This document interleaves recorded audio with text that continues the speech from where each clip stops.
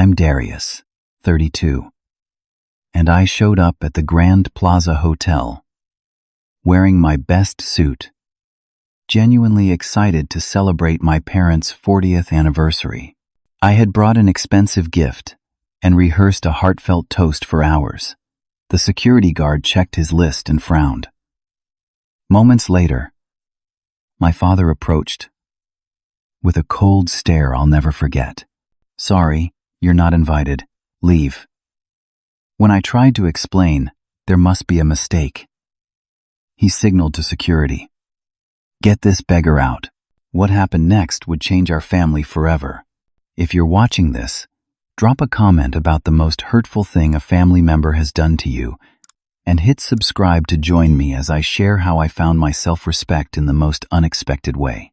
Growing up as the son of Richard and Martha Wilson was like living in a perfectly curated museum. Everything had to be just right, especially when it came to appearances.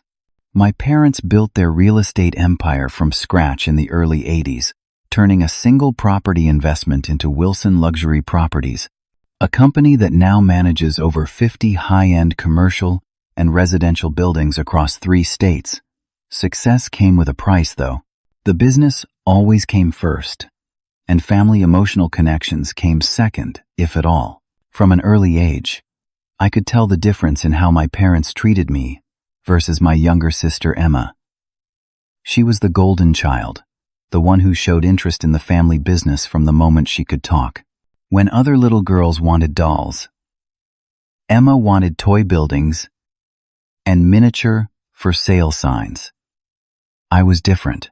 Computers fascinated me, coding was my escape, and I dreamed of creating things in the digital world rather than buying and selling things in the physical one.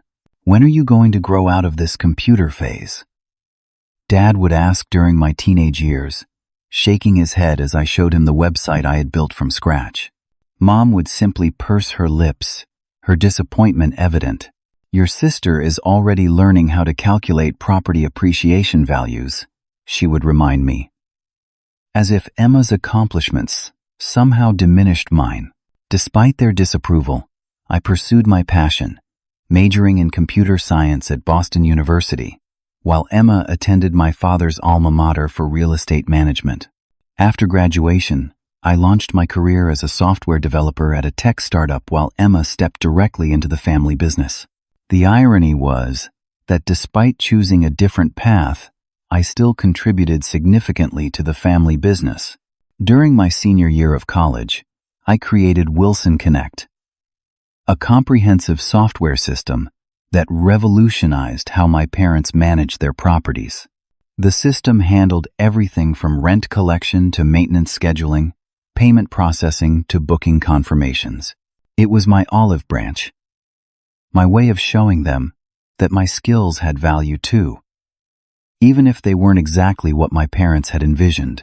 For years, I maintained that system on my own time, upgrading it, patching security vulnerabilities, adding new features whenever Dad mentioned a business need. I never charged them a dime, hoping that my contribution would finally earn their respect.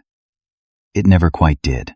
Things became particularly strained about 8 months ago when Dad asked me to make a few adjustments to the bookkeeping module. What he wanted was essentially a way to hide certain income streams from tax authorities. I refused. Our argument escalated quickly, with him calling me ungrateful and difficult, while I called him unethical and short-sighted. We didn't speak for nearly a month afterward. Meanwhile, Emma's star continued to rise. 6 months ago, she got engaged to Preston Montgomery, son of the Montgomery banking family. The merger of these two wealthy dynasties was precisely the kind of alliance my parents had always wanted. The announcement dinner was extravagant, covered by local society pages, with me relegated to a back table far from the family spotlight. Despite the tension, I was achieving my own success. My startup had just secured second-round funding, and I had been promoted to Chief Technology Officer, These were milestones worth celebrating, achievements I thought might finally show my parents that my path had merit too. I was wrong. When I learned about the 40th anniversary celebration, it wasn't through an invitation but through Instagram. Emma had posted photos of the venue walkthrough with the caption, "Preparing for the most elegant anniversary celebration for the most amazing parents. Number 4. 0 years strong number. Wilson legacy." I commented, "Congratulations," and assumed my invitation was forthcoming. It never came. Still, I couldn't imagine not being there. Every previous milestone anniversary had included me. Their 30th had been at the Ritz, their 25th on a chartered yacht, their 20th at our family lake house. Surely this was just an oversight. They were busy. The invitation had gotten lost. So I prepared. I spent $2,000 on a custom-tailored suit. I purchased a limited edition watch as their gift, something I knew Dad would appreciate.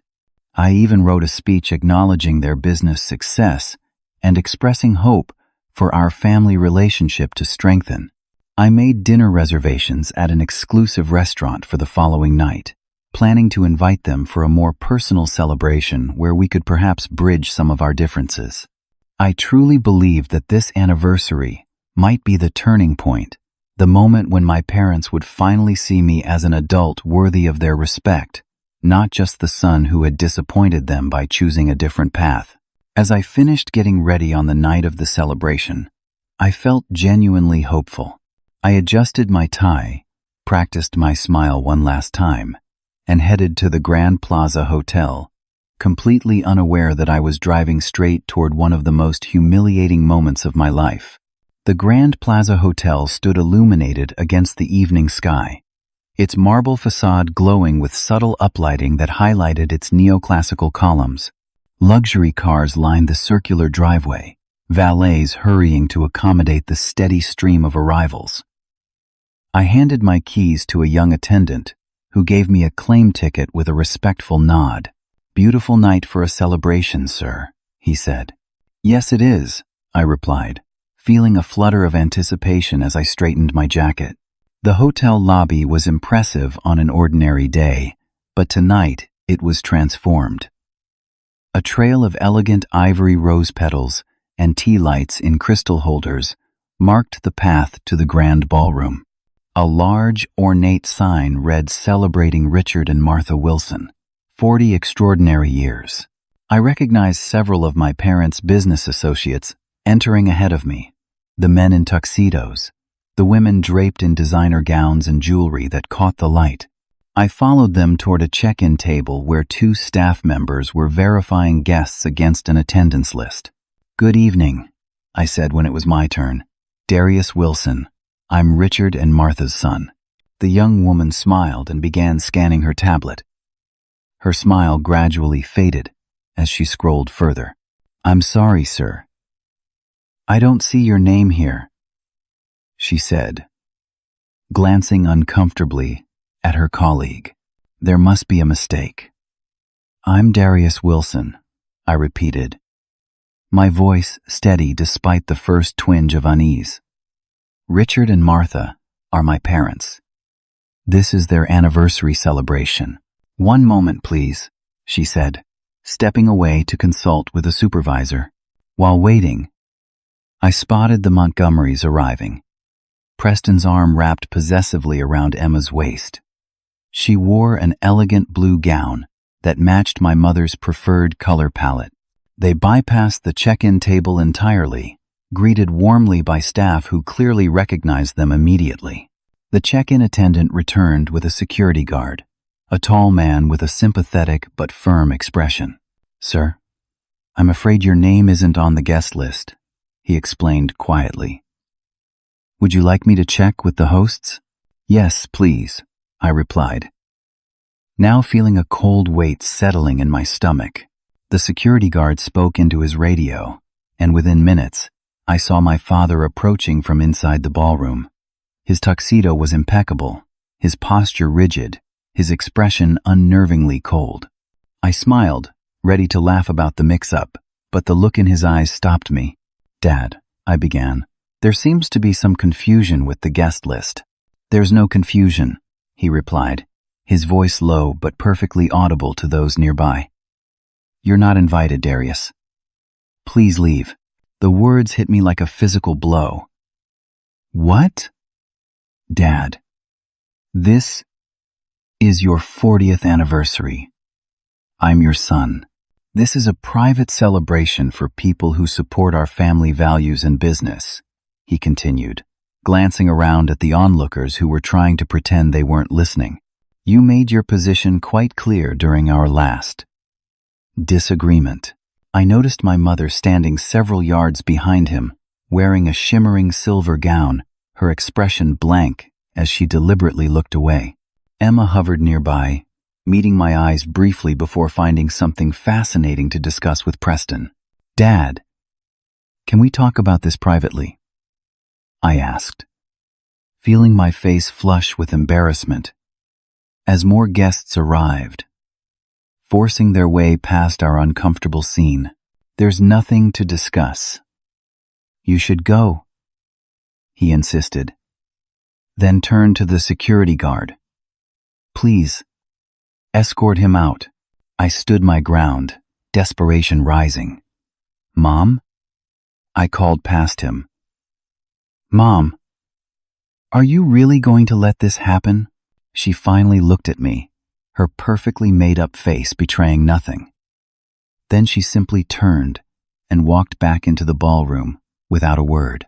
"You're making a scene," my father hissed, now visibly angry. "This is exactly why you weren't invited." "Making a scene?" I repeated, incredulous. "I showed up to my parents' anniversary dinner, and I'm being thrown out. How is that my fault?" His face hardened.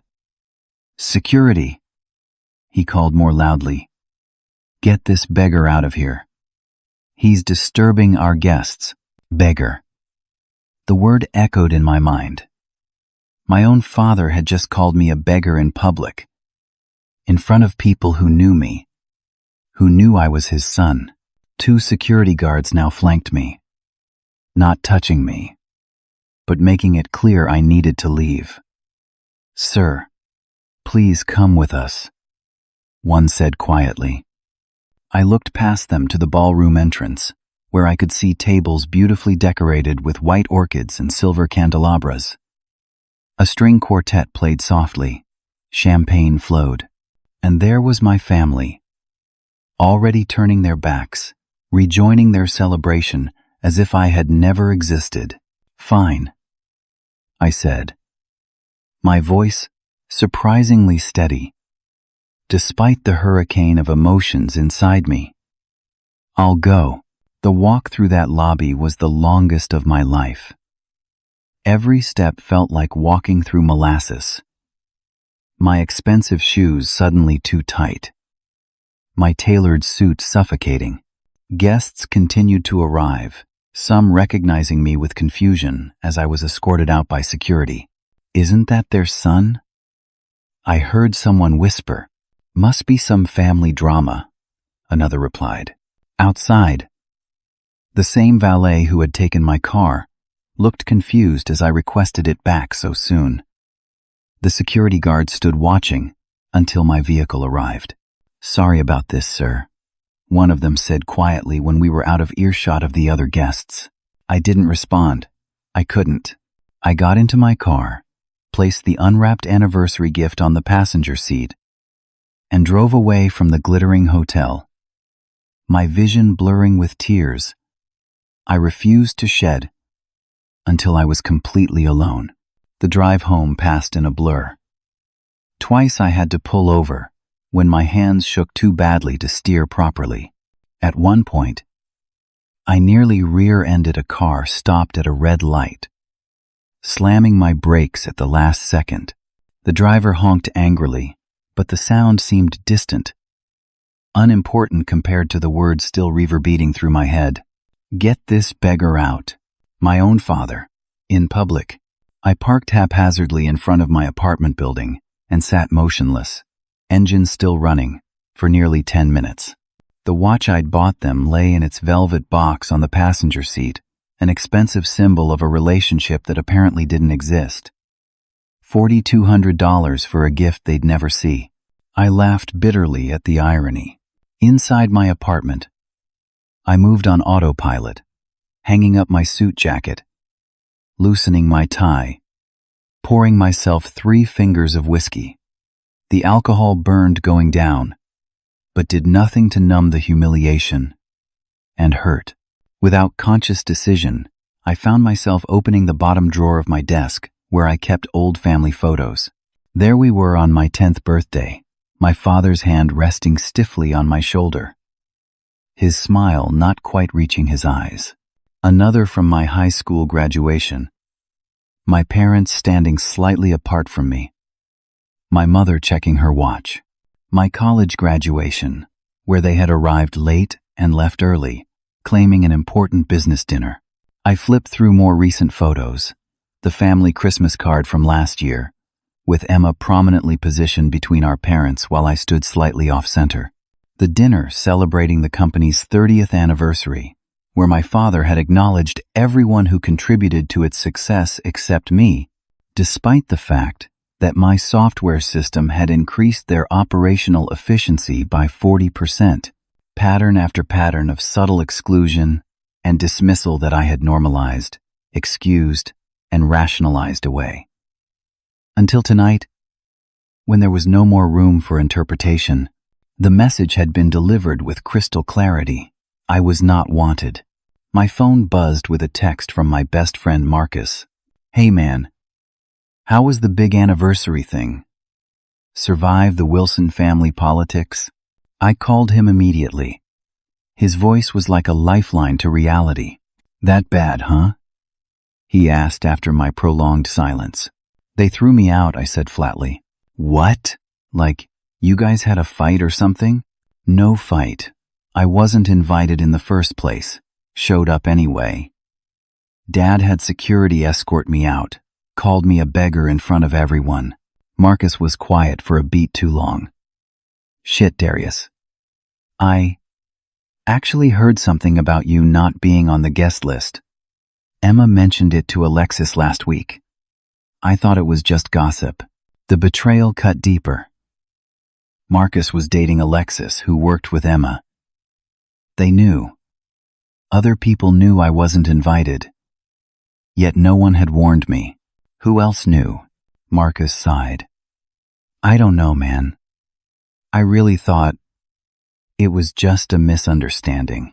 After we hung up, my phone pinged with Instagram notifications. Despite myself, I looked. Emma had posted photos from the event. Perfect night celebrating 40 years of love and building a legacy. Number, family is everything. The photos showed my parents cutting a massive, multi-tiered cake, Emma and Preston toasting with crystal champagne flutes, business associates and friends all smiling. The perfect family celebration, minus one son. The comments gushed with praise.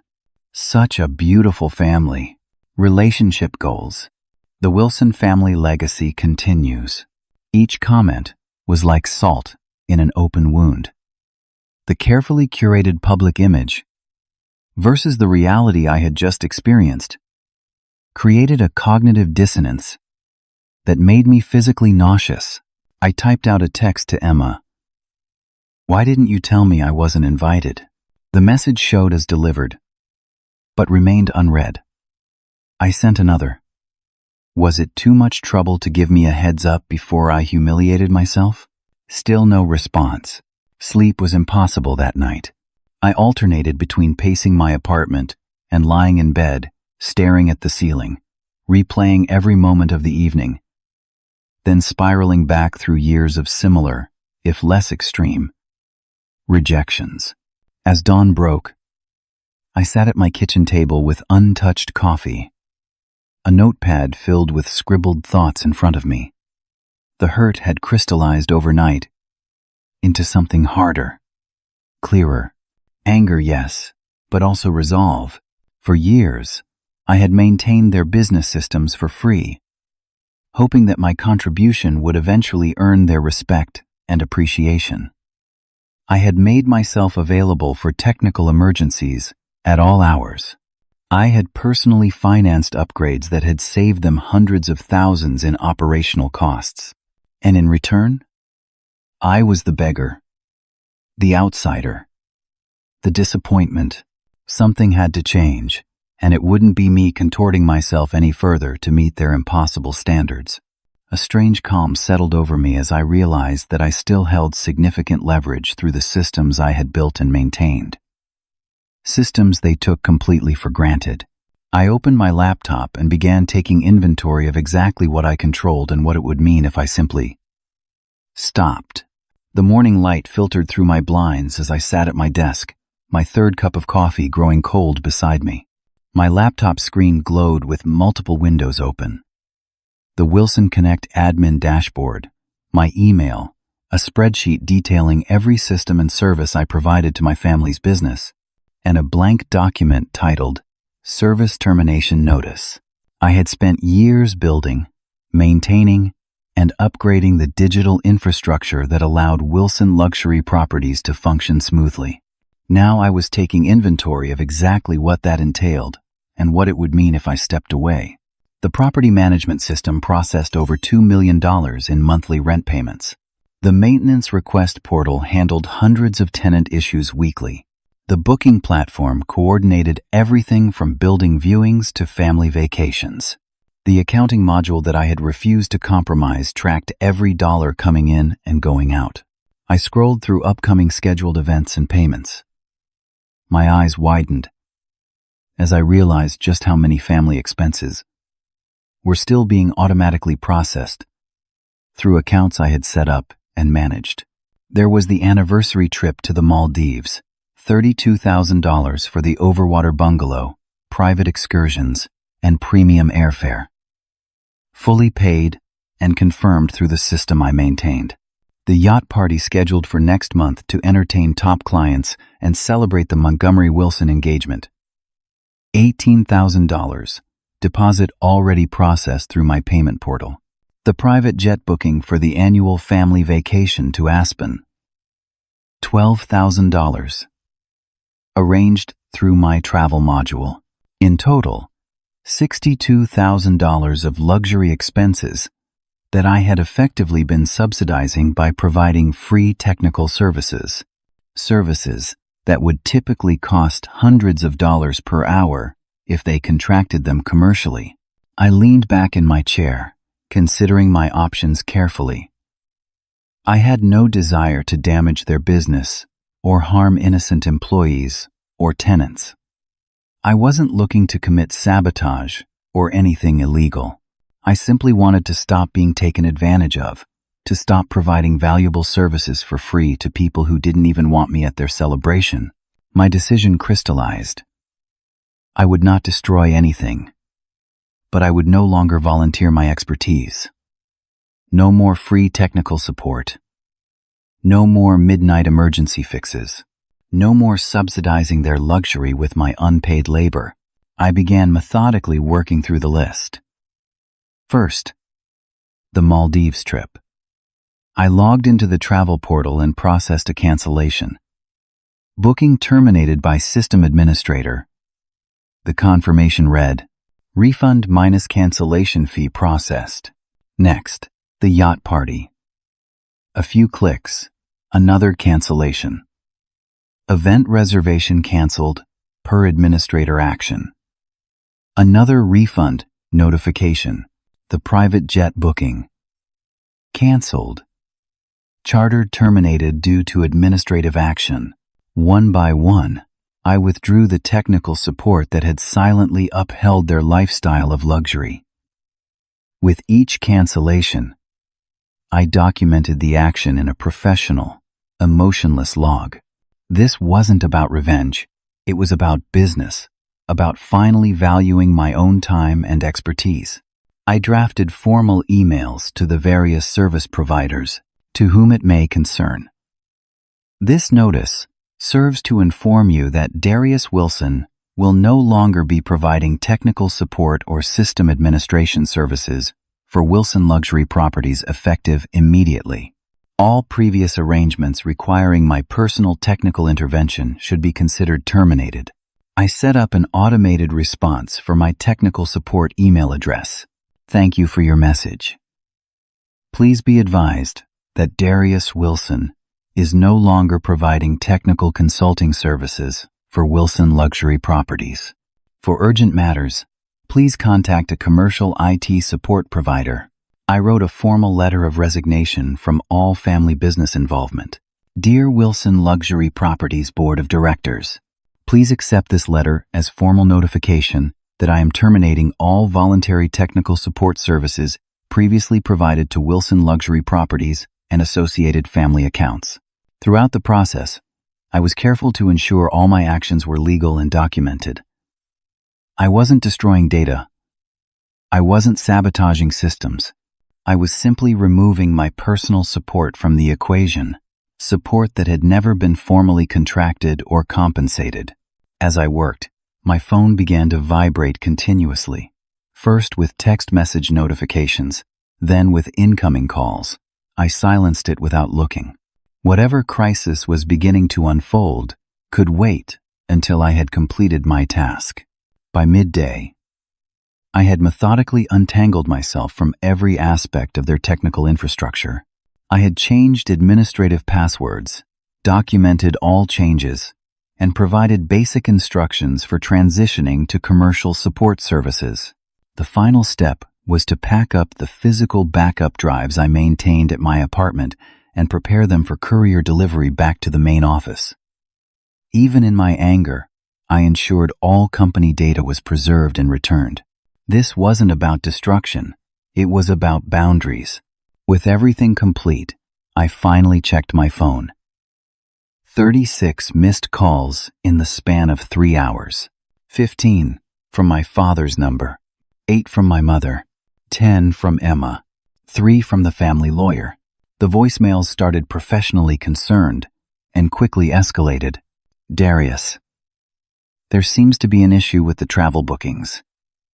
Call me immediately. My father's voice, tightly controlled. Darius, whatever point you're trying to make, this is completely unprofessional.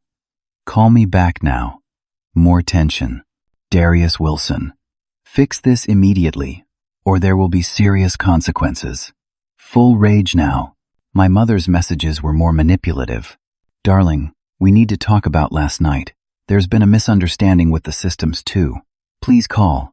Darius, your father is very upset. Whatever issues we have as a family, bringing business into it is unacceptable.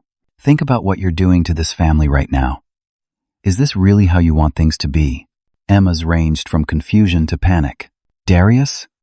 The systems are going crazy. Are you doing this? Please call me back. Dad is having a complete meltdown. They're saying all the trip bookings are canceled. The anniversary trip is tomorrow. What's going on? Darius, I'm sorry about last night. Okay? But this is extreme. Please just call someone. The family lawyer's message was predictably threatening. Mr. Wilson, this is Jeffrey Blanchard. These actions could potentially constitute business interference. I strongly suggest you contact me immediately to discuss rectification before this escalates further. I listened to them all without emotion, then turned my phone off completely. They would have to wait. For once, they would experience what it felt like to be disregarded and ignored. I poured myself a glass of water and felt a strange sense of calm wash over me. For the first time in years, I wasn't at the beck and call of a family that didn't appreciate me.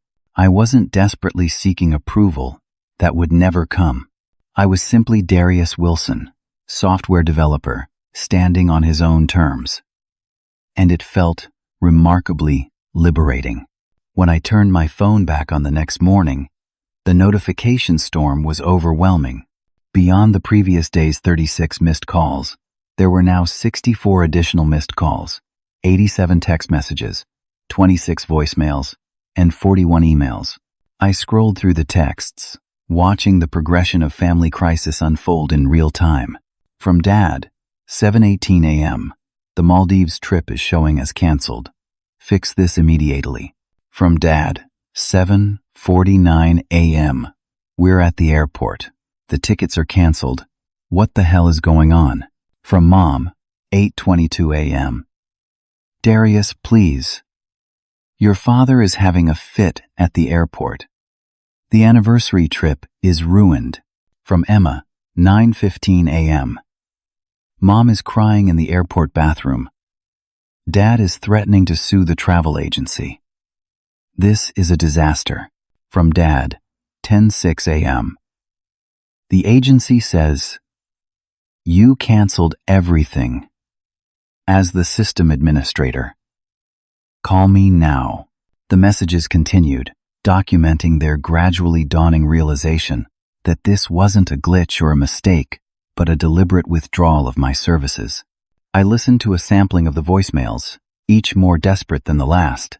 The yacht company just called. They said the party next week is canceled, and the deposit is being returned minus fees. Did you do this? Are you out of your mind? My father's voice had reached a pitch I'd rarely heard. Darius, Preston's parents were supposed to be on that yacht. Do you understand how embarrassing this is? They're talking about reconsidering the merger. Emma sounded panicked. Your father had to be prescribed a sedative. On our anniversary. I hope you're satisfied with yourself. My mother's guilt tactics were as practiced as ever. I drafted a single, professional email response, addressed to all of them. I am confirming receipt of your multiple messages, as detailed in my formal notice of service termination. I am no longer providing technical support or system administration services for Wilson Luxury Properties or associated family accounts. This includes, but is not limited to, travel bookings, event coordination, and payment processing previously handled through systems I developed and maintained without compensation. All company data has been preserved, and backup drives will be delivered to the main office today. For continued technical support, I recommend contracting with a professional IT service provider. I can provide recommendations, if requested. Darius Wilson. I sent it, then contacted Marcus, who had left several concerned messages himself. Jesus, Darius, what did you do? Emma called Alexis in tears at midnight. Apparently your dad showed up at the office at 5 a.m. and found out all their systems need administrator access they don't have. I resigned. I said, simply, I'm no longer providing free technical services to people who call me a beggar and throw me out of family events. Damn.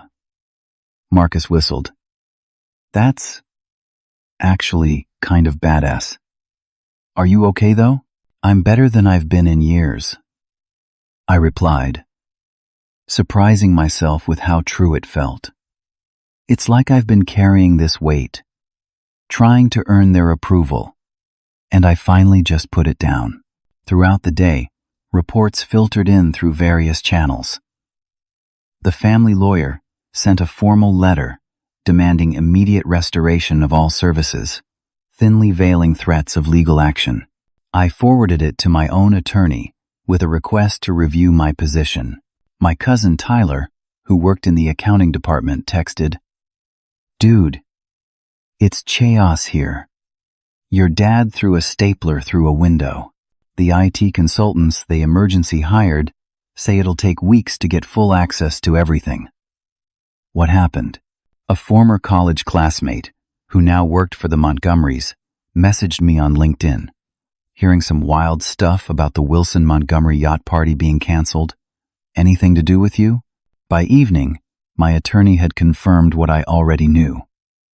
I had acted legally.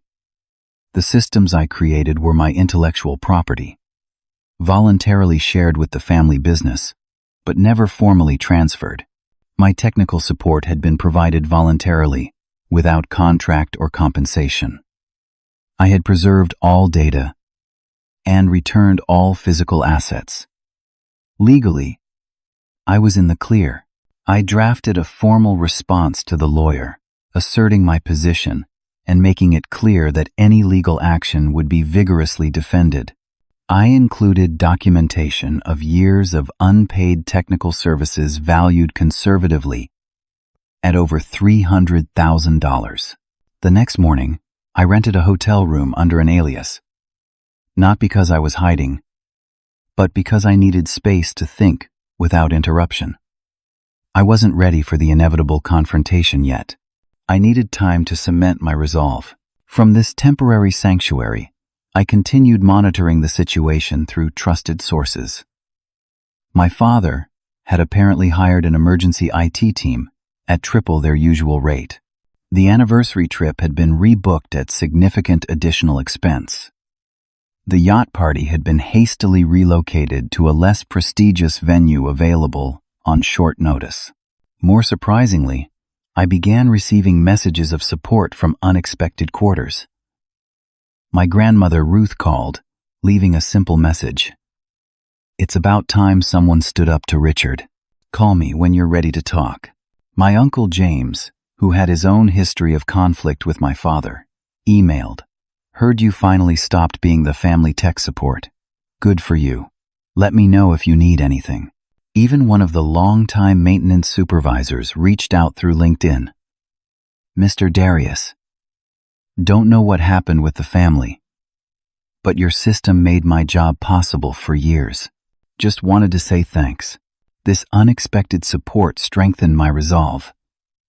For too long, I had accepted the narrative that I was the problem, the disappointment, the one who needed to change.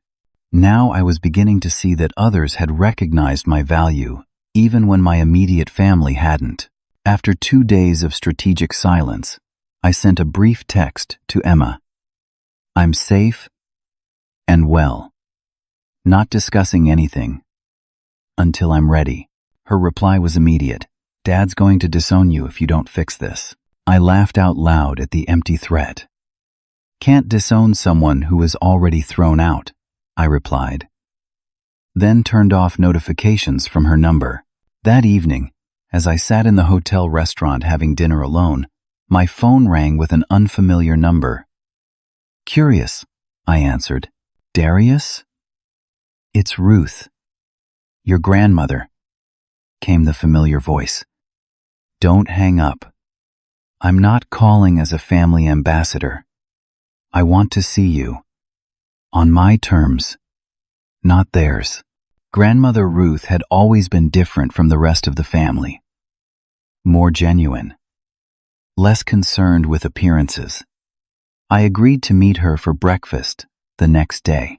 As I ended the call, I felt something shift inside me. This wasn't just about standing up for myself anymore. It was about discovering who in my life truly valued me for who I was, not for what I could provide. And perhaps most importantly, it was about finally valuing myself. After 3 days of strategic silence, I returned to my apartment, mentally prepared for the inevitable confrontation. I didn't have to wait long. Barely an hour after I arrived home, my doorbell began ringing, insistently. Through the peephole, I saw them. My father in an uncharacteristically rumpled suit, my mother looking tired despite her perfect makeup, and Emma, shifting uncomfortably between them.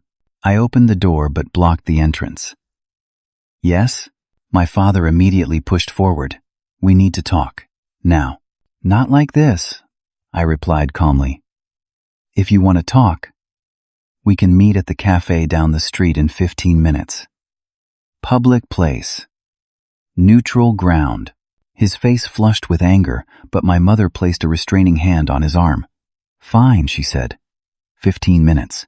I arrived at Westside Cafe deliberately 5 minutes late, finding them already seated at a corner table. My father was checking his watch impatiently. My mother was staring into her untouched coffee, and Emma was nervously shredding a napkin. I sat down, ordered a black coffee from the waitress, and waited. The silence stretched uncomfortably until my father finally broke it. "This little tantrum has gone far enough," he said, his voice low but intense. "You need to restore everything immediately." "That's not happening," I replied evenly. "I've terminated my voluntary technical support. Permanently. Do you have any idea what you've done?" he hissed. "The systems are barely functioning. The IT team we hired says it could take months to fully replace everything. We've lost bookings. Clients are concerned. The Montgomerys are reconsidering the merger. None of that is my problem anymore." "Of course it's your problem," he exploded, then lowered his voice when nearby patrons turned to look. "This is family business." "Is it?" I asked quietly. "Because 3 nights ago, you made it very clear that I'm not family. At least, not family worth including in a celebration." My mother interjected, her voice honey-sweet but eyes cold. "Darling, there was a reason for that. Your father and I felt it would be uncomfortable, given recent disagreements." "You mean because I refused to help him commit tax fraud?" My father's face darkened. "That's not what I asked you to do." "It's exactly what you asked me to do," I countered. "And when I refused, you cut me out. Not just from a party, but from the family narrative. Family is everything, right, Mom? At least according to your Instagram posts." Emma finally spoke up. "We didn't mean to hurt you, Darius." "Really? Then what exactly did you mean when you all stood there and let Dad call me a beggar and have security throw me out? What was the intention there?" "Emma," she looked down, unable to meet my eyes. "It was easier," she admitted quietly. "Easier not to fight with Dad about the guest list. Easier to pretend everything was fine for the celebration." "Easier for whom?" No one answered. I pulled out a folder I had brought with me and placed it on the table. "This is documentation of every system I built, maintained, and upgraded for the family business over the past 8 years. The commercial value of these services exceeds $300,000. My father scoffed. "Your family. Family helps family. Except I'm not family when it's inconvenient," I replied. "I'm not family when I have ethical concerns about business practices. I'm not family when you're celebrating 40 years of supposed love and commitment." "What do you want, Darius?" my mother asked, cutting to the chase as always. "Money? Is that it?" "Your father is prepared to compensate you for the inconvenience." "The inconvenience?" I repeated, incredulous. "You think this is about money? 50,000. My father offered abruptly. "To restore everything and provide transition training to the new IT team." I laughed without humor. "This isn't a negotiation. I'm not looking for payment. I'm establishing boundaries." "Boundaries?" he scoffed. "This is blackmail." "No, Dad. Blackmail would be threatening to do something harmful if you don't comply with demands. I've already done what I needed to do to protect myself. I'm simply informing you that I will no longer be available for free technical support. That's a boundary." Emma reached across the table, her eyes pleading. "Darius, I'm sorry about what happened at the anniversary. I should have warned you. I should have stood up to Dad about inviting you. It was wrong. Her apology, though late, seemed genuine. I nodded in acknowledgement, but maintained my position. "I appreciate that, Emma. But this goes beyond one event. This is about years of being treated as less valuable because I chose a different path. About having my contributions minimized and taken for granted. My father, Seeing that his bullying approach wasn't working, switched tactics. Son, whatever issues we have, we're still family. You can't just walk away from that. I'm not walking away from family, I clarified. I'm walking away from exploitation. There's a difference. I outlined my terms clearly. I'll provide documentation to help your IT team understand the systems. I'll answer essential questions for business continuity. But my ongoing technical support is finished unless it's contracted professionally at market rates. And more importantly, my personal relationship with all of you will need to be rebuilt on mutual respect, not obligation or manipulation. My mother looked genuinely shocked. In her world, family members didn't set terms. They complied. This isn't how family works, Darius. Maybe not in your version of family, I acknowledged. But it's how my relationships will work going forward. The conversation continued in circles, with my father alternating between threats and grudging concessions, my mother attempting emotional manipulation, and Emma genuinely trying to bridge the divide. Throughout, I maintained my position with a calm that surprised even me. After nearly 2 hours, we reached an uneasy resolution. I would provide limited documentation to ensure business continuity. They would respect my professional boundaries going forward. As for our personal relationship, that would take time and genuine effort on all sides. As we prepared to leave, my father made one final attempt. I hope you realize what you're throwing away here. The Wilson legacy. Your inheritance. I'm not throwing away anything valuable, I replied. I'm letting go of something toxic. We parted without the usual pretense of affection. As they walked toward their car, I headed in the opposite direction, feeling both drained and strangely liberated. When I returned to my apartment, I found another visitor waiting, my grandmother Ruth.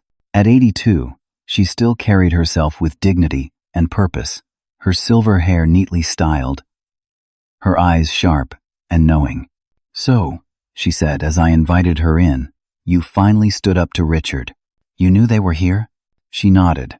I waited until they left. Figured you'd need a friendly face afterward. Over tea, I told her everything. The anniversary exclusion, the system's withdrawal, the confrontation.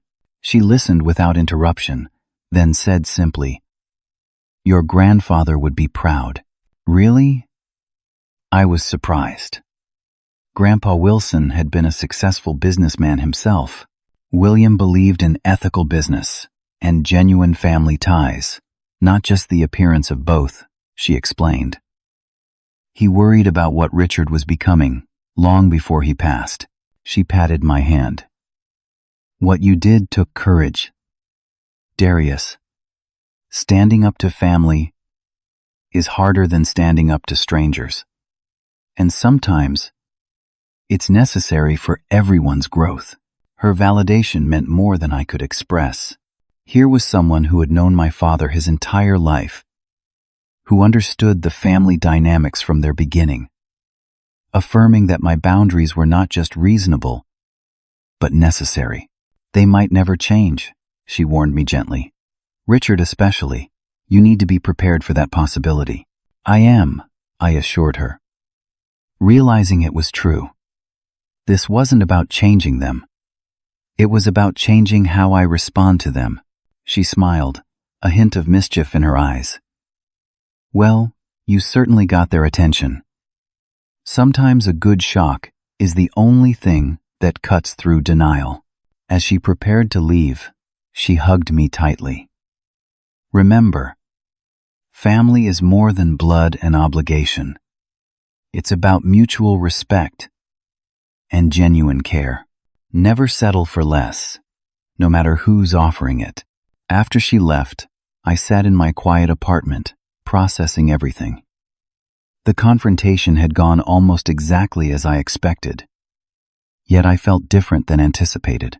Not triumphant or vindicated, but peaceful, clear. For the first time in my adult life, I had defined my own worth rather than accepting the value assigned to me by my family. Whatever happened next, that internal shift was the real victory. 3 months passed, bringing significant changes to both my life and my family dynamics. The initial crisis had settled into a new normal that, while still uncomfortable at times, felt more authentic than the pretense that had preceded it. My professional life flourished. I leveraged my experience building systems for Wilson Luxury Properties to launch Wilson Technical Solutions, my own software development company specializing in property management systems. Ironically, the reputation of my family name opened doors, though my work quickly earned its own recognition. Within weeks, I had signed 3 major clients who valued both my technical expertise and my ethical standards. My relationship with my family evolved into something I would describe as limited but honest. My father maintained a certain coldness, but the outright hostility had faded. We spoke primarily about business matters, with him gradually coming to acknowledge, if not fully appreciate, my professional capabilities. My mother made more effort, calling weekly with awkward attempts at personal connection. These conversations were still strained, but there was a new note of genuine curiosity in her questions about my life and choices. Small progress, but progress nonetheless. The most significant change came in my relationship with Emma. Our shared experience had created an unexpected opening for authentic communication. Over coffee one afternoon, she confessed, "I always envied how you stood up for yourself with Dad. I never had the courage." "You didn't need courage," I pointed out. "You were following the path they wanted." "Maybe," she acknowledged, "but it never felt like a choice. More like the only option, if I wanted their approval." She hesitated. "The engagement is off, by the way." "What? You and Preston?" She nodded. After seeing how quickly his family reconsidered the merger when there was a hint of trouble, I started questioning everything. Was he marrying me, or the Wilson connection? Was I marrying him, or the Montgomery name? I reached across the table and squeezed her hand. That took courage. "I'm learning," she smiled sadly, "from my big brother." The family business had recovered from the technical disruption, though at significant expense. They had hired a full IT team and implemented new systems, though I heard through industry contacts that none quite matched the efficiency of what I had built. My father never acknowledged this directly, but the family lawyer had approached me about possibly licensing some of my proprietary code. I declined politely but firmly. As Thanksgiving approached, I received an unexpected call from my mother. "We'd like you to join us for dinner," she said, her voice carrying a note of uncertainty I'd never heard before. "Just family this year. No business associates or clients." I considered declining but decided this might be a step worth taking. "I'd like that," I said, "on one condition." "What's that?" she asked cautiously. "That we all speak honestly. No pretending everything's perfect for the sake of appearances." There was a long pause before she replied, "I think we can manage that." The Thanksgiving dinner was unlike any family gathering I could remember. In our expansive dining room that had hosted countless formal events, we sat as just the 4 of us, with grandmother Ruth joining as a welcome buffer. The conversation was halting at first, punctuated by uncomfortable silences, but gradually gained authenticity. My father, after his second glass of wine, made a grudging acknowledgement. "The new systems aren't as intuitive as yours were," he admitted. "The team says they've never seen code as elegant." Coming from him, this was the equivalent of a standing ovation. My mother, too, showed glimpses of growth. When Emma mentioned her new nonprofit work, Mom didn't immediately dismiss it as charity work as she would have in the past, but asked genuine questions about its impact. As we finished dessert, my father cleared his throat awkwardly. "Your grandmother tells me I should apologize for the anniversary incident." His tone made it clear how difficult this was for him. Perhaps I overreacted. It wasn't a full apology, not even close, but from a man who had never admitted fault in his life, it was significant. "Thank you," I said simply, choosing not to demand more. This was a marathon, not a sprint. As I drove home that evening, I reflected on the journey of the past 3 months. The hurt of that anniversary night hadn't disappeared entirely, but its power over me had diminished dramatically. In its place was a new understanding of both my family and myself. I had learned that self-respect must come before seeking others' approval. That healthy boundaries aren't selfish, but necessary. That sometimes the most loving thing you can do in a relationship is refuse to participate in its dysfunction. Most importantly, I had discovered that forgiveness doesn't require forgetting or immediately trusting again. It's a process, not an event. A choice you make repeatedly as you build a new relationship on healthier terms. My phone buzzed with a text from Emma. "Thanks for coming today. It meant a lot." I smiled and replied, "Baby steps."